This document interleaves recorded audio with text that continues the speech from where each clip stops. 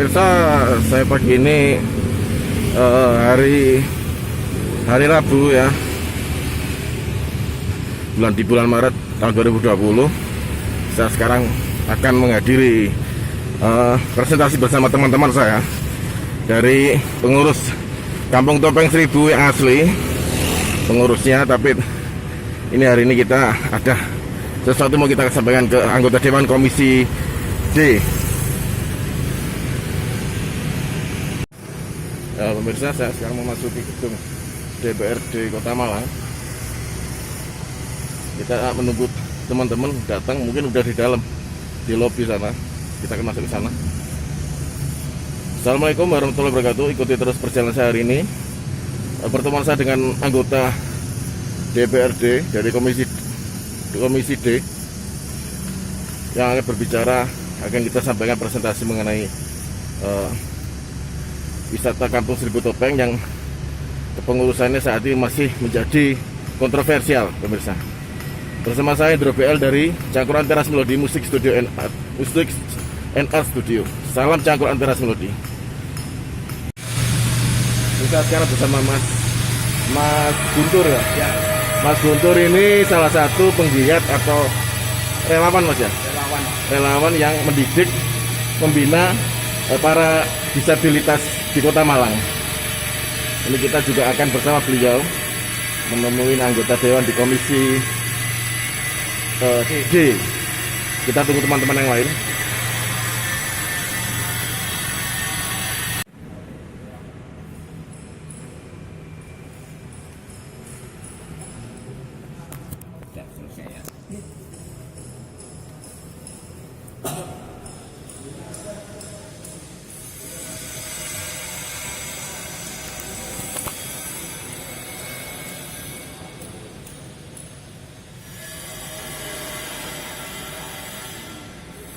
Membuat sebuah struktur kejadian. Maka yang kami bawa hadir di sini teman-teman kita yang mengelola. Jadi SK ini diterbitkan per Oktober 2020. Tadi disampaikan oleh Pak Joko Rendi bahwa beliau mewakili Yayasan Insan Sejahtera. Nah, yang kita tahu selama ini untuk yayasan atau LKS Insan Sejahtera sesuai dengan akte notaris pendirian LKS Insan Sejahtera yang dikeluarkan tanggal 22 Juli 2017 nomor 2, itu ketua umumnya adalah Ibu Metawati, di mana di situ ada 5 orang yang terkait. Dan kemudian sesuai akte notaris tertanggal 23 Februari 2018 nomor 1, itu ada perubahan terkait dengan kepengurusan LKS. Ada beberapa nama sekretaris, kalau tidak salah ada di akte notaris itu berubah nama. Kemudian di dokumen kami juga ada surat keputusan pengurus LKS tertanggal 1 Oktober 2020 nomor 11/11/2020 bahwa ketua pengurus LKS Insan Sejahtera menunjuk ketua umum wisata Kampung Seribu Topeng itu kepada Pak Joko Rendi, di mana dalam klausul keputusan itu diamanahkan bahwa ketua umum diperkenankan membentuk struktur organisasi terkait dengan wisata Kampung Seribu Topeng. Kemudian satu klausul lagi yaitu disebutkan bahwa ketua umum harus tunduk kepada aturan dari LKS Insan Sejahtera.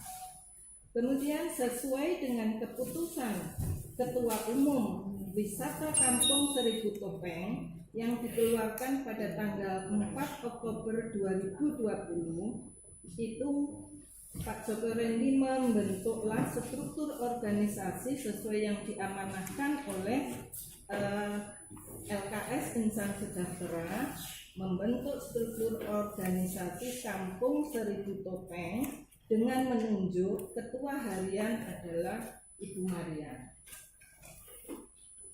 Kemudian terkait dengan aset tanah yang ada di kampung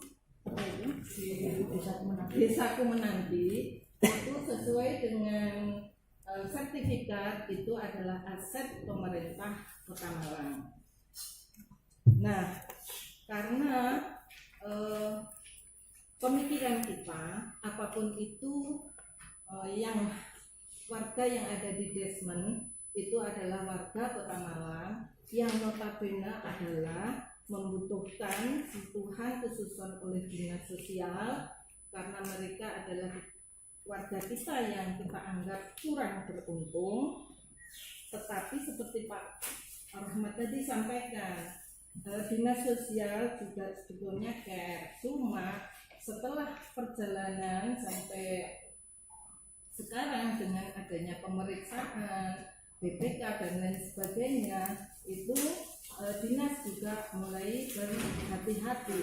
Nah, kita pun Bapak sebetulnya sudah punya kontak untuk kita duduk bersama di Dinsos, mempertemukan orang-orang yang terkait pada saat program Desaku Menanti, kemudian dengan teman-teman yang sekarang ada menangani di Desaku Menanti dalam rangka kita mencari solusi bersama. Tetapi itu belum terjadi, kita sudah digiring oleh Pak Wanidi. Jadi ya ini adalah berkah juga sehingga kita paling tidak saya juga waktu di Dinsos kenal Pak Joko Rendi advokasnya gitu.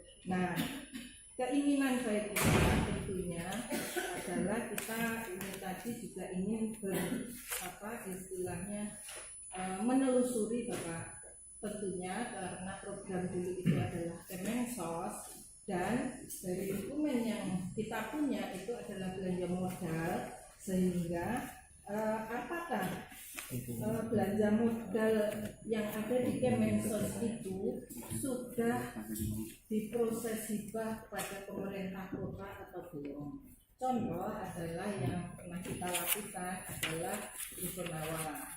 Rusunawa itu tanah aset Pemkot, bangunan itu adalah dari bantuan Kementerian PUPR, sehingga proses untuk masuk di neracanya Kota Malang itu dihibahkan dari kementerian. Begitu Bapak yang sekilas bisa kita jelaskan, karena pemahaman saya juga belum lengkap, kurang lebihnya mohon maaf. Nanti mungkin terkait dengan LKS karena ada yang membidangi terkait. Kemudian ada PAUD BPK. Prinsip kalau di kami, karena sekarang ini aturan pendirian sebuah sanggar, sebuah kelompok bermain ataupun PAUD ataupun TK itu kita harus satu yayasan sudah terbentuk, insya Allah. Cuma mungkin yang menjadi perlu kami kaji lagi adalah kaitannya dengan kepemilikan sertifikat tanah. Karena Nyun Sewu ini juga kayaknya tanahnya tanah asetnya Pemkot. Nah, nanti akan kami kaji lagi, akan kami kaji aturan-aturannya, jangan sampai nanti kita keliru bareng. Karena apa? Karena sekarang Nyun Sewu, contoh sekarang ini kan banyak TK, lembaga-lembaga yang mungkin tidak ada yayasannya. Contoh kayak beberapa lembaga yang mungkin sudah besar, Isiyah, NU, Muslimat, itu juga mereka terkadang terkendala tempat yang ditempati itu belum milik yayasan. Nah itu makanya ini kami harus hati-hati. Otomatis pasti nanti kalau belum milik yayasan Jikala itu mengurus izin pasti kami yang salah kalau kami keluarkan izin. Jadi seperti itu. Jadi kami dari Dikbud akan mengkaji itu. Karena tidak sedikit sekarang ini lembaga-lembaga TK, PAUD itu termasuk lembaga swasta SD dan sebagainya itu terkendala sekarang itu karena pure harus yayasan. Nah, itu biasanya juga nanti akan kami pelajari untuk tipe yayasannya dan kelas yayasannya Pak Ketua jadi dan teman-teman semuanya. Prinsip kami dari Dikbud pasti akan mendukung program ini. Kami berupaya bagaimana caranya program ini tetap berjalan di sana, dan ini juga merupakan asetnya masyarakat Kota Malang yang memang harus kita kembangkan. Mungkin juga kalau sekarang kita maklumi karena kondisinya juga baru seperti ini semua. Jadi kita mendukung. Contoh kami mau memberi bantuan pun kalau memang itu status tanah atau sertifikat itu belum pasti, kami juga salah. Ada mungkin kemarin juga yang saya sampaikan yang ada mau pembangunan BSP nggak ada seperti itu. Jadi, apa yang disampaikan Pak Kadin memang betul. Untuk dapat bantuan, terutama untuk pembangunan, syaratnya harus lembaga tersebut beryayasan. Ini salah satu contoh. Kemarin itu ada kasus di Aba 32 ternyata menempati tanahnya milik Pemkot. Nah, sehingga kemarin itu mau dibuat SMP, dan itu kendala. Akhirnya dia harus mencari tempat untuk lembaga tersebut. Saya kebetulan karena saya juga orang dunia pendidikan, sedikit banyak tentang legalitas kami juga agak tahu, sehingga saya juga tidak kepingin, apalagi kalau ngomong PAUD. Saya ketuanya PAUD Kota Malang ini.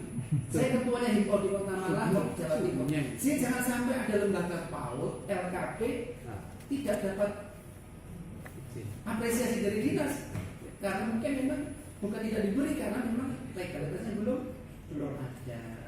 Jadi mudah-mudahan pertemuan hari ini tidak untuk membenarkan dan menyalahkan. Benarnya di mana?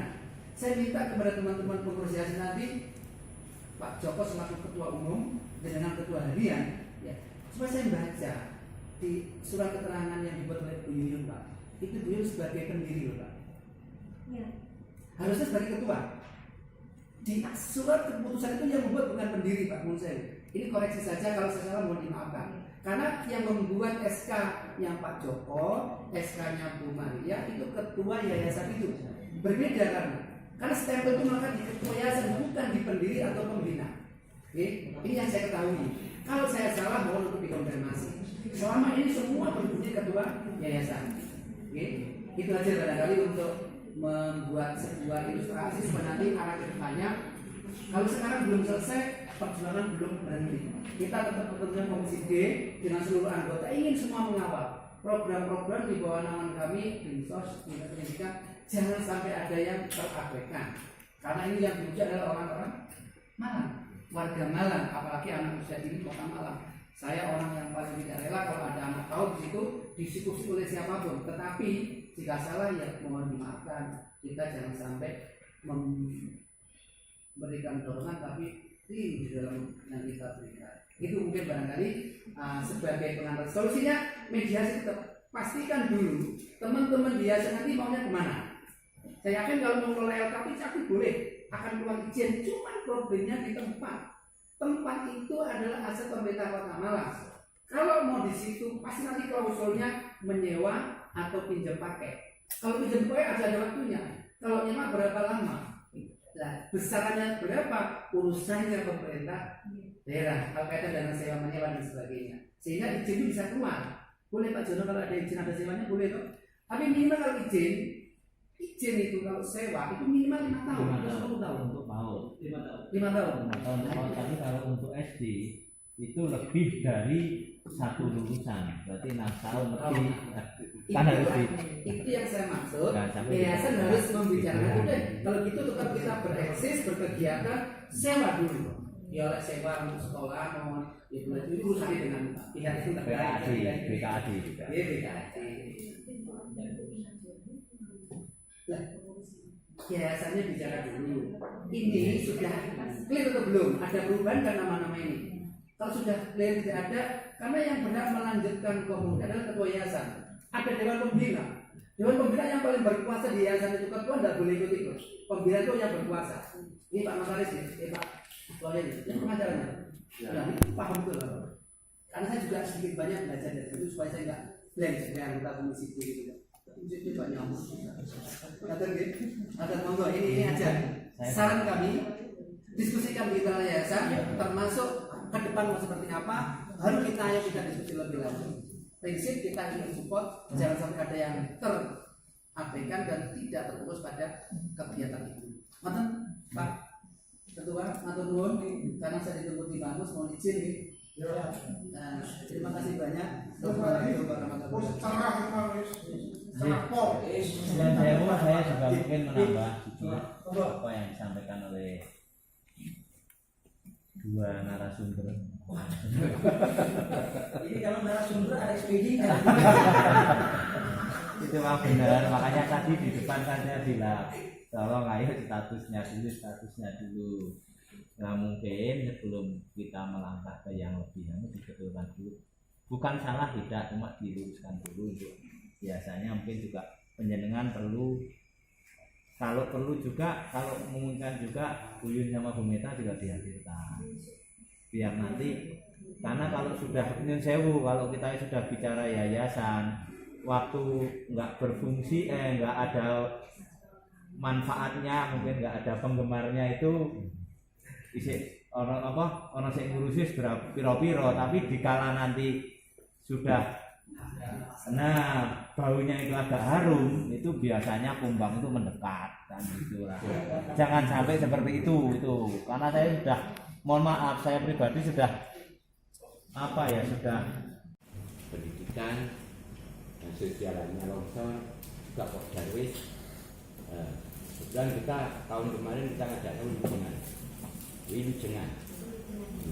Itu murni dari kegiatan kepedulian teman-teman seniman yang ada di Malang juga. Jadi bukan programnya Pak Darwis. Jadi murni dari sampai dengan para seniman yang ada di Bali, di Jogja hadir semua, yang mana melihat kondisi COVID, maka saya menginisiasi teman-teman seniman untuk berdoa bareng dengan cara seni. Maka di sana ada kalau yang dari religi, cara doanya saya buat semisal hadra, ada tari calon arang untuk mengusir energi. Itu murni jadi dari kepedulian teman-teman. Jadi Pak Darwis.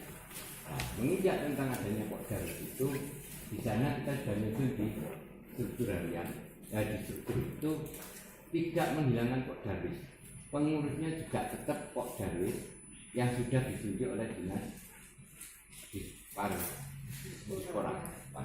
Itu sedikit tambahan, sehingga harapan kita dari teman-teman ini, meskipun ada seleknya di tataran legalitas dan lain sebagainya, mohon kami ini nggak sampai dipimpong. Ya, artinya jelas-jelas teman-teman ini dengan sukarela mengajari anak-anak di sana dari 3 menjadi 12, mungkin lebih detailnya nanti bisa kita. Jadi saya bicara bukan asumsi, saya bicara ada data dan faktanya. Foto-foto ada, video ada, semua. Dan saya kurang lebihnya saya mohon maaf. Saya percaya bisa disampaikan data-data itu kan jangan terjun di lapangan, ya kan? Justru kalau saya tidak percaya saya malah harus kesana. Karena kalau hibah itu kan masuk aset pemerintah kota kok itu tadi yayasan harus mengajukan permohonan untuk sewa. Iya, jadi jenengan harus melengkapi izin itu dengan status. Ya. Apakah jenengan itu sewa atau apa tadi dari satu ini? Guna pakai. Guna pakai. Ya sambil menunggu di sana kegiatan ini berjalan. Kalau kita tonton ya sebetulnya kalau secara real administrasi ini sudah kita. Nah, salah satu contoh kan tidak mungkin kita kayak arah-arah ini tidak diajari ya. Sik menunggu. Nah sekarang problem jenengan di siapa wis? Nah, Problem jenengan di siapa? Izinnya belum keluar karena apa di siapa? ya siap. Wes gitu loh. Iya. Jadi kalau itu Iya. problemnya tadi kan terkait legalitas. Iya. Iya dong. Legalitas yayasan. Ini salah satu contoh saja. Ada ini kan desa Kemenanti, desa dalam desa. Nah, sing unik lagi, pengurus ini melarang anak-anak di sini untuk sekolah di sini dengan lucu lagi. Pengurusnya Ya, yayasan. pengurus yayasan. Loh ini kan ya, pendidikan ini, ya, ini salah satu contoh. Maksud saya yang ini yang keliru-keliru ini dianu dulu jalan. Disinilah saya bilang sebenarnya jenengan kan kepanjangan dari yayasan. Kan begitu. Yayasan itu sebenarnya mereka adalah expo megang amanah program Kemensos. Mestinya mereka sudah tidak ada bahasa-bahasa arogansi atau ego pribadi masuk di dalam. Ini kasihan, ada 4 anak kecil-kecil ditolak. Ini saksinya, ini gurunya. Nggak boleh sekolah. Ya kasihan. Lah ya repot. Di satu sisi jenengan mikirkan pengembangan, sementara di sini hanya Legalisasinya belum. ini kan ya nggak ketemu.